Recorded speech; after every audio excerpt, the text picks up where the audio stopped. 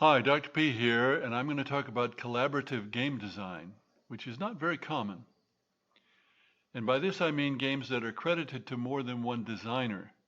That's different from developer as super editor, which is common on tabletop games, but which you don't really see in video games.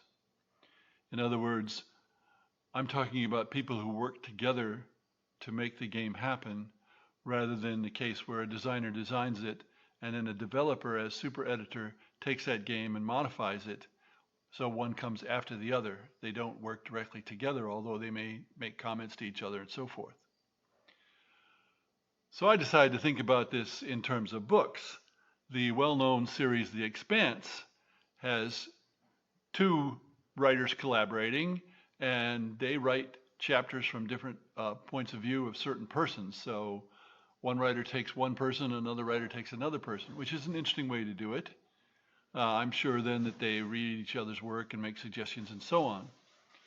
Larry Niven and Jerry Purnell used to collaborate on books, and I think they may have lived in the same state, but I think they did most of it long distance rather than face to face or something like that, as opposed to a husband and wife team where they're both in the same place and it makes it easy to work together and easy to modify and so on and so forth. I'm sure there are lots of ways to do it. My only experience of this is something that takes a little bit of explaining. We had a club for game designers, and a couple of times only two of us turned up. It's not a big city, and so there's not a lot of people who might take part in such a club. And the other gent, his name is David, was interested in stock games, stock market games, but he wanted something different from what had come before. And a problem with stock market games is there's nothing, there's no world that the stocks go up and down with. Now, there are exceptions to this. There's essentially Imperium, which is a stock market game where warfare governs what happens to the stock. So we talked about this at great length, and he explained some of these games to me that I was not familiar with. And this happened a couple of times. And in one case, nobody else turned up for a couple hours. So we had a long conversation. Well, his idea essentially was that a bunch of oligarchs who have vast amounts of money manipulate the stock market. At least, I'm not even sure now it was his idea. But that's what I finally started to run with. After talking about it for so long, I said, I've got to design this game. And I designed a simple game where each player was an oligarch and he has cards, or she, that can be used to make stocks go up or down. The idea being that they could manipulate the stocks. The example I think David gave, so this was his idea, I believe, is an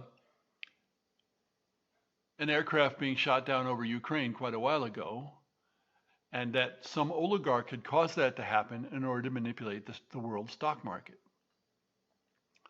So we're talking about perhaps more powerful oligarchs than there are in reality, but some people would disagree. Well, I didn't worry so much about how they were manipulating, just that they were manipulating and they could make something go down or make something go up a little bit.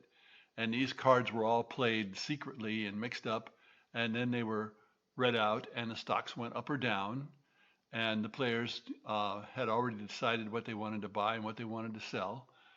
And there were some special cards that they could buy to do special things, and that was the game, and it worked very well. Now, he unfortunately moved to Miami, which is about 360 or 70 miles from here. But he came back partway to go to a convention, and he took the game to get it play tested and did so successfully, and encountered a publisher who wanted to publish it, or said they wanted to publish it. Two people involved. And so we worked with them for a while. Unfortunately, they found that the game business was much tougher than they had thought, even though they had experience in the game business. And finally, that company went bust. and unfortunately uh, issued a Kickstarter and collected a lot of money, and nobody has ever got anything from that. We have not interested another publisher.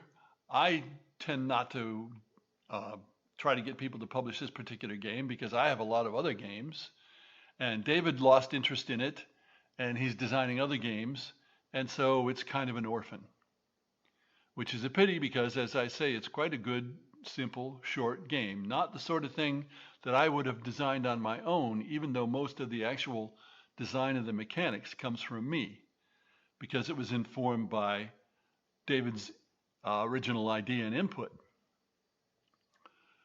So this can work out, or it cannot work out, as the case may be. Thanks for listening.